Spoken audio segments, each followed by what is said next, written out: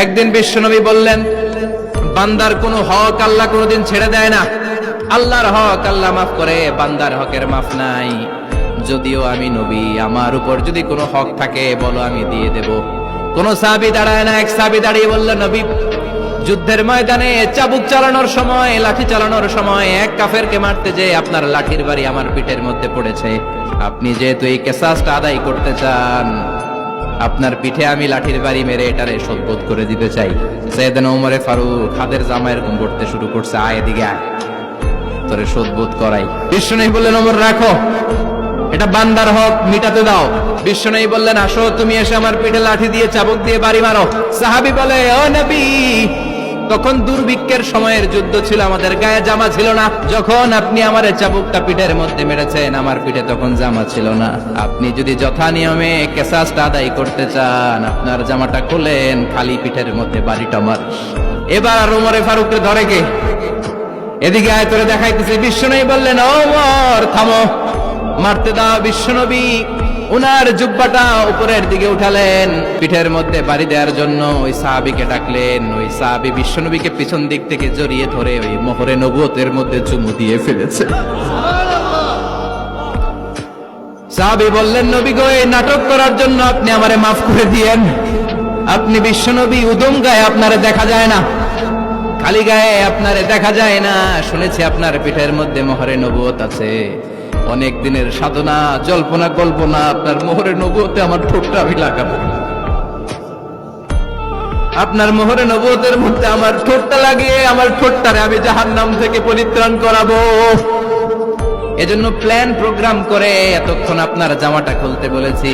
আপনার উপরে আমার কোনো হক নাই। আমার আব্বা মা, আমার সম্পদ, আমার জীবন আপনার জন্য কোরবান গো নবী। বিশ্বনবীর পিঠে বাম দিকে খাতামুন নবুওয়া ছিল, মাহরে নবুওয়া। কোন বর্ণনা এসেছে উনি এই মাহরে নবুওয়া দিয়ে পিছন দিকে দেখতেন। বিশ্বনবী যখন নামাজ পড়তেন উনি বলতেন, ইস্তাকিমু ওয়া'তাদিলু ইয়ারহামুকুমুল্লাহ, কাতার সোজা করো, ফাঁকা জায়গা বন্ধ করে দাও, কারণ আমি সামনে যেমনি দেখি পেছনেও তেমনি দেখি। অনেকে বলেন বিশ্বনবী পেছনে দেখতেন এই মাহরে নবুওয়াতের জায়গাটা দিয়ে। এটা ছিল বিশ্বনবীর behind CC camera, behind close circuit camera. আল্লাহু আকবার। বিশ্বনবী ছাড়া কোন নবীর পিঠে এরকম মাহরে নবুওয়া ছিল নাকি? কথা বলেন। এজন্য ওই নবীরে গালি দিলে সহ্য হয়?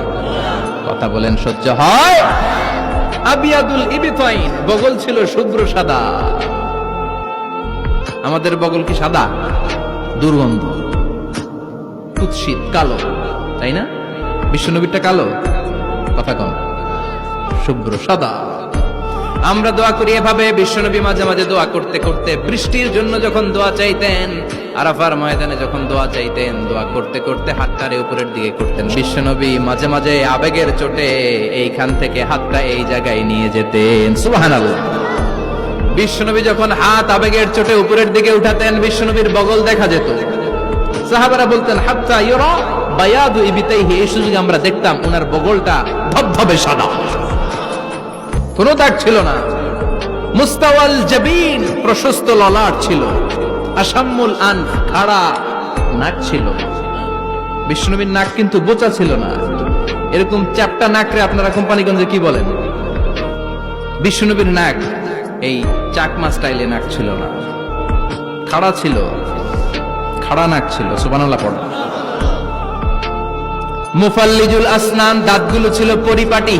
বিশ্বনবীর দাঁতের দিকে তাকালে, বিশ্বনবীর হাসির দিকে তাকালে মনে হতো হাসিতে যেন মুক্তা ঝরে। বিশ্বনবী দেখতে কেমন ছিল আন্দাজ পাচ্ছেন না মোটামুটি? এই চমৎকার দেহটা নিয়ে যখন আয়নার সামনে দাঁড়াতেন, বিশ্বনবী জোস জোস পোজ দিতেন না।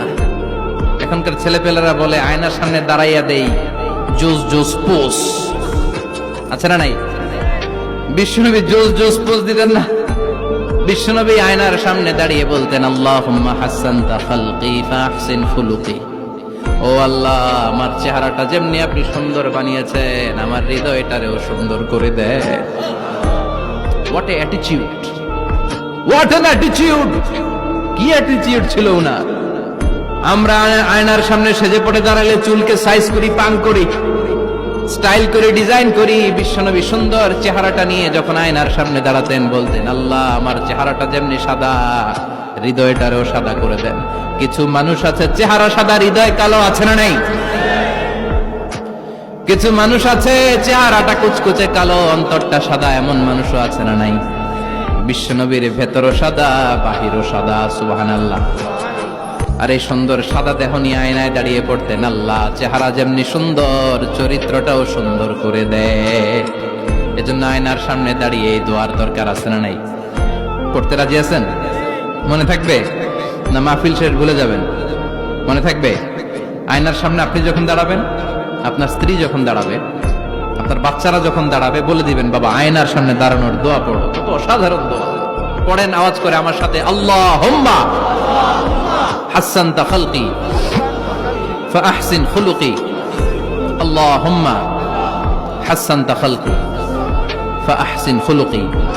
এর মানে আল্লাহ আমার চেহারাটা করেছো সুন্দর, আমার আচরণ আমার চরিত্রটাও সুন্দর করে দাও। চিৎকার করে পড়েন আমিন।